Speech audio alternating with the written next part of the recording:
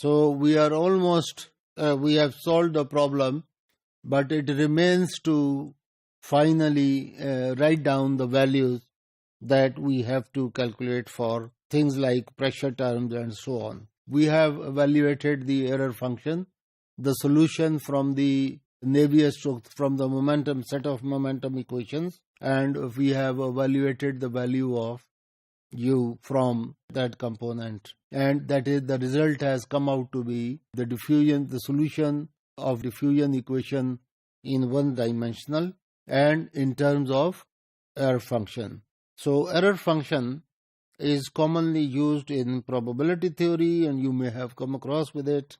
Its plotting is made for different values of eta. Now, applying the boundary conditions, we go back to equation 8 for pressure, and we are also using the condition that the pressure at z equal to 0 is the same as the pressure that is being exerted on the wall, and so that for all times. And therefore, the value, when we write down P is equal to, if we consider that Pm to be 0, then we will have P is equal to 0 plus f of t is equal to the pressure at the wall. And so f of t is equal to the pressure at the wall. And when we write down, when we substitute that constant into our equation, we have the result for pressure field that will be equal to P equals P wall minus rho g z, the value that we write for gravity field, the contribution that comes from the gravity field. And as we know, the pressure does vary as far as when the height changes in a fluid flow situation. So we determine the value of P as well, the pressure as well. The error function, which ranges from 0 to 1, is plotted, as you can see, very close to origin. It sharply rises towards its value, but then it slows down and diffuses, and then it reaches its maximum value in a much larger time as compared to its initially sudden rise, and that is to be expected. So the pressure earlier that we saw is the hydrostatic pressure, as I was saying, and that involves the atmospheric pressure as well as the pressure due to gravity, and that value changes as the height changes. Boundary conditions 1 and 3 from step 2 have already been applied in order to obtain the solution in the x component of momentum equation.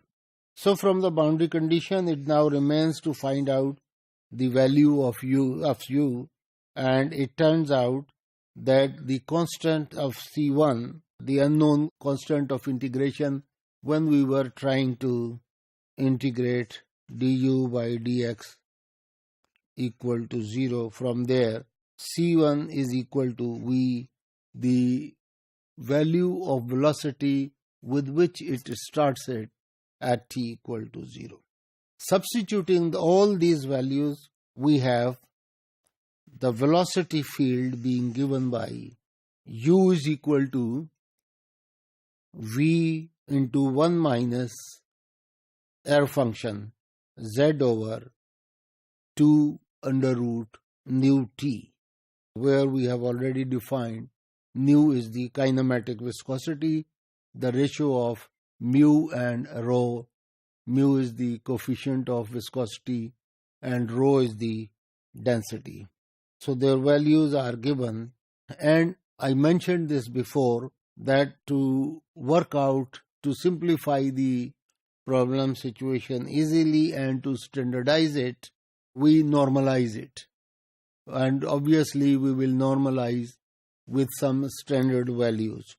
So the velocity v with which the infinite plate suddenly starts is a typical velocity of this fluid flow situation. So we divide u by this, try to normalize it, and we take z to be z over 2 root nu t, and we will see that the particles become non-dimensional.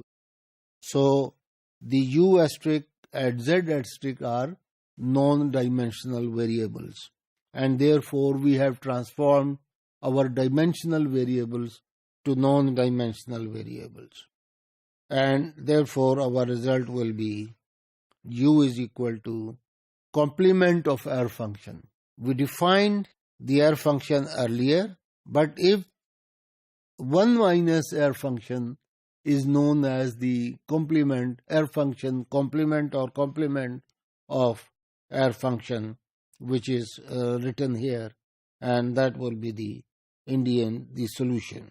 We try to plot the results in terms of the velocity component u and the z, such that u is given in meters per second and z in meters. We see the diffusion of motion is taking quite some time, that initially close to the wall it takes only 30 seconds to reach the value of v. But as we go away from, as the z increases, the time taken for diffusion is pretty longer, and as long as you can see that even after 24 hours it takes a while, and if we go even if at higher than 0.2 meters, it will take even longer.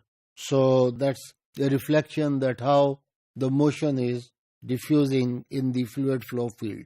Then we need to verify the results as always, and the verification of the results can be done analytically as well as experimentally also, that how good the results are when we try to solve them. Another thing that we need to remember is that although we have considered some of the problems that are completely independent of time, and a situation may also, and here we have considered a problem that was not entirely kind of the time variation t was ignored, but still we have shown an example, we have considered an example which is still involved the time variation.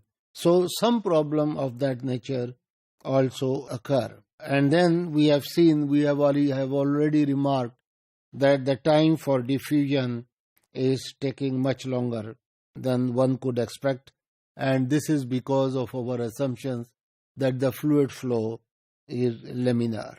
But you know that whatever assumptions are made, whatever restrictions are made on a problem, so that to enable us to solve equations, it is always to be remembered that the reality is always different from theory. And that is why we see this kind of difference that occurs. In all the problems that we so far discussed were of laminar flow, and they were for incompressible fluids. So there were laminar flow, there was no turbulence involved, and they were also, all the problems that were considered, they involved incompressibility. If we allow the fluid to be compressible, it becomes that much more difficult to find out the solution.